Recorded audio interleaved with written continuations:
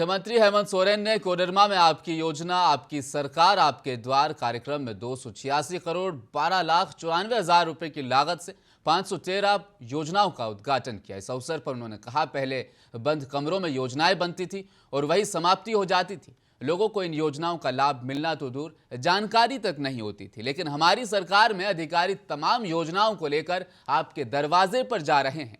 हमारा आग्रह है कि आप इन योजनाओं को अपने घर ले जाएं और अपनी आय बढ़ाकर सशक्त, समृद्ध और स्वावलंबी बने। इनके बाद सर्वजन पेंशन योजना के तारडी उर्वा चंदवारा,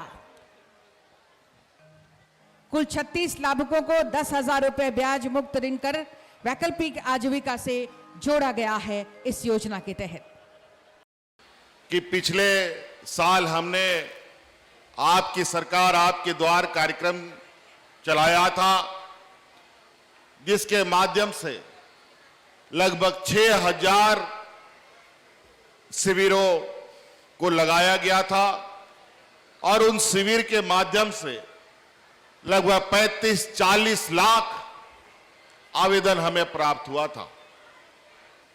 और आपको यह जानकर खुशी होगी, इन 35 लाख से अधिक आवेदनों में से अधिकतर की समाधान तो उसी शिविर में ही समस्या का समाधान हो गया था, और जो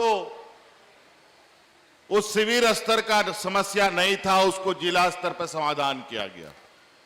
बड़े पैमाने पर लोगों का उत्साह और सरकार आपके द्वार कार्यक्रम को सफल लोगों ने बनाया।